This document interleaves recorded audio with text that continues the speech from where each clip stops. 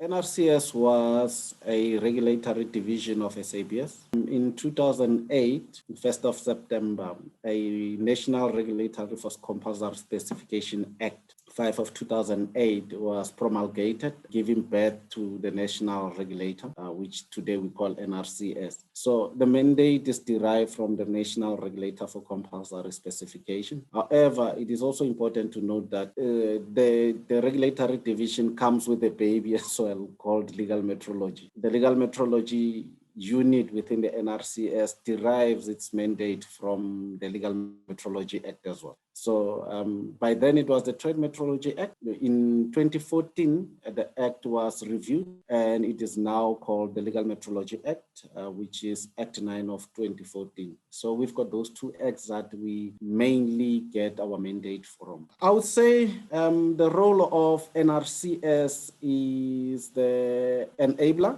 in the economy for the fact that majority of products that are or that NRCS regulates, you're mostly used by your consumers rather than your industry as such. And the reason I'm saying it's an enabler is because of a lot of trading happens with those goods, but also not only trading, the safety plays a critical role, not only of women, also of environment, the health of our environment and of our people in South Africa. We make sure that the NRCS implements compulsory specification or technical regulations in equitable and fair manner across the industries, irrespective of the size and the dominance. We also play a space in fair trading. I think if you have equitable and fair regulation, you end up with fair trade as well. We also conduct how that is done. If you develop regulations, you make sure they're implemented, meaning people undergo same processes that are inspected in a fair and similar manner. But we play a role in majority of industries in South Africa, like your food industry, your legal metrology industry, your automotive and electrotech or electrotechnical. And that is what I'm saying also, we develop regulation based on international requirements. So enabling locally manufactured, accessing the international market, also the international market to access the South African market if the regulations are complied. NRCS facilitate trades in probably, if not two or more. I'll give a sub-example. If a product that is imported into South Africa needs to comply with certain requirements, there is a pre-market approval that is done. Pre-market approval will either be a type approval or an LOA issued. The very same with locally manufactured. It's not like it's only for import. So it is both ways. So if you've got an LOA, you can import and export as well. If you've got an approval, you can import and export because, as I indicated, to say our regulations or our technical requirements are harmonized, so which makes our certificates as well recognized in other countries as well. The confidence is probably built through the processes that we built in, through our approval systems, through our market surveillance, through our sanctioning processes. The biggest challenge that we have is people understanding the requirement and the perceptions behind that. For the mere fact that people don't see you doesn't necessarily mean that inspections are not conducted. But I think the critical thing is people seeing that the regulator is addressing the non-conformance in the industry by distracting those problems, those non-compliant products. I think that also is an element of building confidence into the industry. The second part is when these technical regulations or compulsory specifications are developed, they are not developed unilaterally.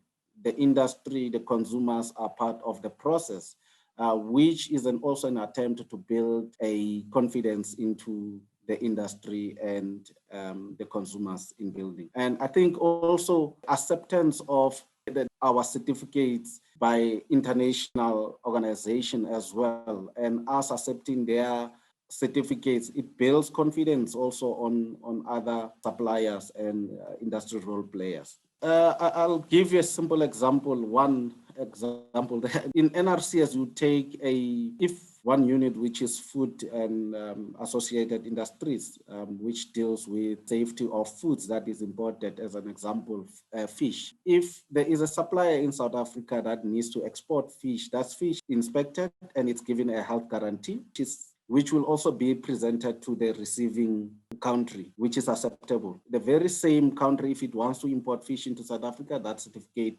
that they will issue, that authority, when they issue a certificate, it will also be accepted in South Africa. That will happen either regionally or internationally. But also, as an example, also in legal metrology, you've got South Africa being a member state with OML, which OML has got a certification system which South Africa is part thereof.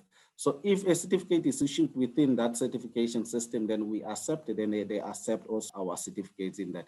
Just in a high level, although there are technical requirements, people need to be accredited and all those things. So there are those technical requirements where in legal metrology you need to be accredited. And also in foods, they need to do a assessment and declare you as a safety technical signatory in that space. Our role in consumer safety is that NRCS has got a team of competent inspectors. We've got a team of competent researchers or developers of technical regs. So we develop compulsory specification, or what we call technical regulation, based on the products of South African national standard. So from that angle, we'll then develop a compulsory specification that a pre-market approval is done. Then we'll also do a market surveillance. During market surveillance, non-compliance or compliance of product will be established, either through also taking a sample to a testing facility that is also accredited by one of our technical infrastructure. So one of the requirements is if there's a testing facility, it needs to meet the accreditation system requirements of South Africa, which falls within the technical infrastructure, which is SANAS. Then once a sample is taken to that, if it's compliant, then we accept. If it's non-compliant, a sanction process will then be implemented to withdraw those products from market. Once they are withdrawn from market, they will then be distracted. The other process is once it's non-compliant, we'll either take the prosecution route, we'll submit to the NPA, go through the legal process in which we deal with them in that manner.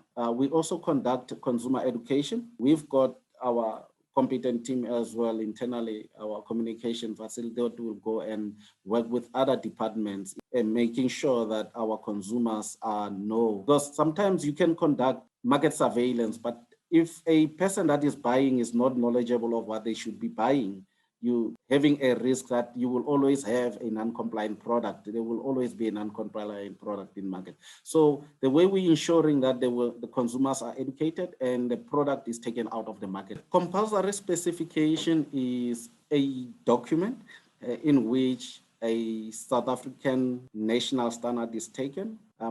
Maybe we need to make it clear that a South African national standard is developed by SABS and it is voluntary by nature. Then we bring it home, we assess and we look at within the compulsory specification, which are depending as to what you want to regulate, either health, safety, which are the critical aspects within the standard that needs to be compulsory. Once that has been developed, then you develop a document called a compulsory specification from a national, then it becomes mandatory. In terms of a technical regulation is that the whole sense document that is voluntary is then taken and it's evaluated. If it meets all the regulatory requirements, a regulation is then given to the minister to adopt the national standard to become a regulation. So then we call it a technical regulation. And both of them, a VC and or compulsory specification and the technical regulation, they are adopted by a regulation through the Minister of Trade and Industry and Competition. NRCS as a regulator in South Africa has got a relationship with various regulatory organizations or associations. And in that space, each unit, depending on the mandate, each unit within legal metrology plays a role in that. As an example, I'll take maybe legal metrology because I work within legal metrology. Legal metrology represents South Africa in OML because South Africa is a member state in OML. Their role is to develop what we call recommendations that can be used as a regulation across the world, and is in an effort to harmonize regulation. So South Africa playing a role in the development of regulation can then come home and adopt the very same recommendation at OML. However, we are also a member state in AfriMets, which is African Metrology. We are also a member in SADC-MEL. We play a role as well. We play a lot of roles in also an attempt to harmonize the adopted regulations. At this particular moment, I can give you two examples. We've got two documents that are harmonized in SADC, and they're also harmonized in South Africa in line with the OML recommendation. I'll give you a simple example, like your labeling requirements, which is R79, OML R79. It's adopted in South Africa called SENS 289, South African National Standard 289, which is a technical regulation in the LM regulation. But we've got what we call SADC-MEL document 1, which is similar document. If you take all of them, they talk the same language. Even though in all these documents, they are completely harmonized, but there are also specific country requirements in them, but they are also indicated as well. And in other areas, you will notice that in the automotive, we use EU standards. In electrotech, we use IEC standards. So those are some of the roles that we play with. And the very same standards are applied regionally and internationally as well. The NRCS point of view in terms of agriculture or the specific industry, if you look at the requirements, the way they are developed, they cover all industries. They are not specific to industry, but they are applicable to all industries. They are very generic. However, if we bring it home in legal metrology, indeed, we've got certain agricultural products that are regulated. I will give you example, like your fruit and vegetables, they've got a manner in which they are regulated. Your dairy products, they've got a way in which they are regulated. Your oils, edible oils, I think we've got a way we regulate. How do we do that? If you look into our standard, we've got what we call prescribed quantities, meaning if you go to a supermarket and you buy, you will find certain quantities. It's not random quantities. You will either find a 500 ml, 1 liter, a 2 liter, and you don't have